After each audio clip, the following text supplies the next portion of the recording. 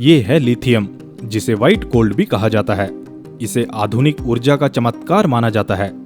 Lithium का use mainly rechargeable batteries में किया जाता है, खासकर लिथियम आयन बैटरीज में, जो हमारे स्मार्टफोन, लैपटॉप और इलेक्ट्रिक व्हीकल्स की जान होती हैं।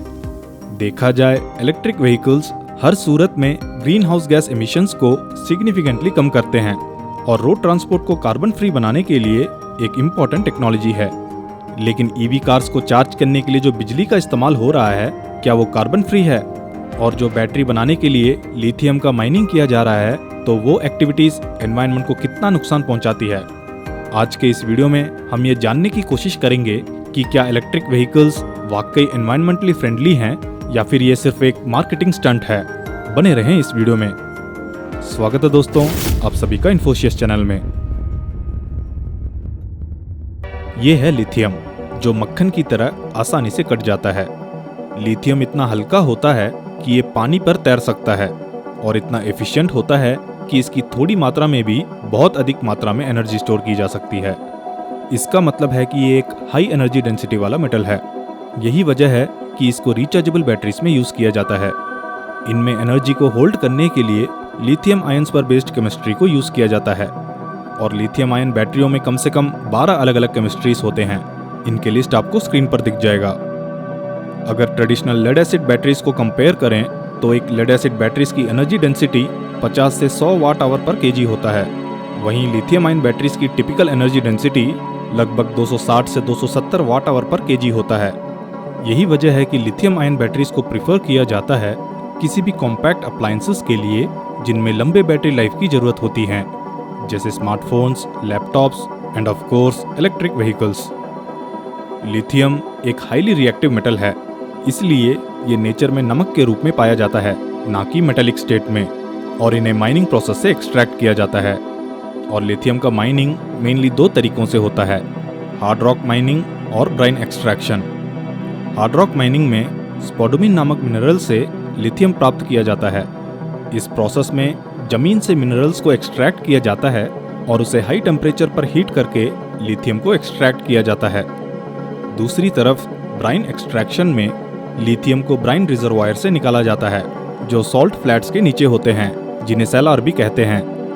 ब्राइन नमकीन या खारे पानी को कहते हैं और जमीन के कई फीट गहराई में इनके कुछ रिजर्वायर पाए जाते हैं जिनमें लिथियम पाया जाता है। इस प्रोसेस में ब्राइन रिजर्वायर से पानी निकाला जाता है और उनका तालाब बनाया जाता है और फिर उन्हें एवेपोरेट होने के लिए छोड़ दिया जाता है। एवेपोरेशन के बाद जब ये ब्राइन में लिथियम की सफिशिएंटली हाई कंसंट्रेशन पहुंच जाती है, तो उन्हें केमिकल प्रोसेसिंग प्लांट में ले जाया जाता है, जहां इन ब्राइन्स को केमिकली ट्रीट किया जाता है ताकि इम्प्यूरिटीज हटाकर लिथियम कंपाउंड्स जैसे लिथियम कार्बोनेट या लिथियम हाइड्रोक्साइड को अलग किया जा सके। इन आइसोलेटेड लिथियम कंपाउंड्स को उनके एंड यूज एप्लीकेशन के लिए फर्दर प्यूरिफाई किया जाता है ताकि वे एंड यूज एप्लीकेशंस के क्वालिटी स्टैंडर्ड्स को मीट कर सकें। इस प्यूरिफिकेशन प्रोसेस में एडिशनल केमिकल रिएक्शंस और फिल्ट्रेशन स्टेप्स होते हैं ताकि ये इंश्योर किया जा सके कि फाइनल प्रोडक्ट हाई प्यूरिटी वाला हो। दुनिया की टॉप 4 लिथियम प्रोड्यूसिंग कंट्रीज हैं ऑस्ट्रेलिया, चिले, चाइना और अर्जेंटीना। बदलते तेल के दाम की वजह से और पर्यावरणीय चिंताओं के कारण इलेक्ट्रिक व्हीकल्स की मांग बढ़ रही है, जिसके साथ ही लिथियम माइनिंग भी बढ़ रहा है। एक टिपिकल ईवी बैटरी में पाए जाने वाले प्योर मेटेलिक लिथियम की मात्रा लगभग 8 किलोग्राम है, लेकिन बैटरी को खोलने पर आपको उसमें कोई प्योर लिथियम नहीं मिलेगा और आपको कुछ ऐसा ट्राई भी नहीं करना है।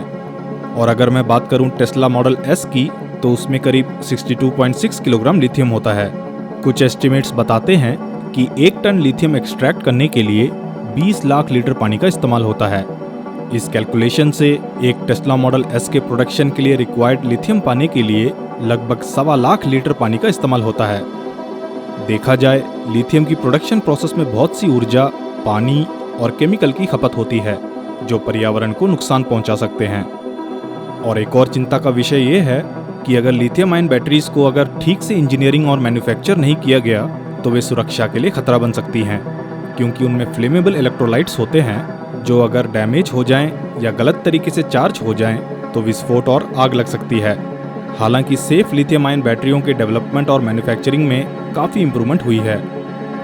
वहीं अगर लिथियम की एडवांटेजेस की बात करें, तो लिथियम की खासियत ये है कि ये दूसरे मेटल्स की कंपैरिजन में ज़्यादा रिसाइक्लेबल है। और अगर इसे दूसरे फ्यूल से कंपेयर करें तो 45 लीटर पेट्रोल पाने के लिए लगभग 100 लीटर क्रूड ऑयल एक्सट्रैक्ट करना पड़ता है। और ये 45 लीटर डिपेंडिंग ऑन माइलेज कुछ 500 से 1000 किलोमीटर तक ही चलता है।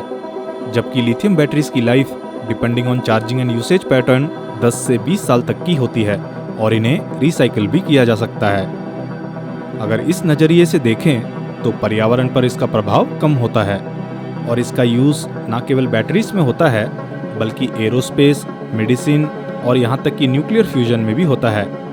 इसके अलावा इलेक्ट्रिक व्हीकल्स के लाइफ साइकिल बेनिफिट्स धीरे धीरे बढ़ रहे हैं क्योंकि इलेक्ट्रिसिटी ग्रिड धीरे धीरे क्लीन एनर्जी होता जा रहा है। हालांकि अभी भी दुनिया भर में 60% इलेक्ट्रिसिटी फॉसिल फ्यूल से जनरेट होती हैं, लेकिन धीरे धीरे सोलार, विंड और न्यूक्लियर रिएक्टर्स की बदौलत ग्रीन एनर्जी का कंट्रीब्यूशन बढ़ता जा रहा है।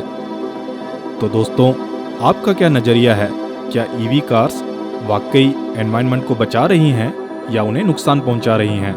अपनी राय कमेंट में ज़रूर दें। और अगर आप इस तरह के वीडियो में रुचि रखते हैं तो इन्फोशियस से जुड़े रहें। मिलते हैं आपसे अगले वीडियो में। अपना कीमती समय देने के लिए धन्यवाद।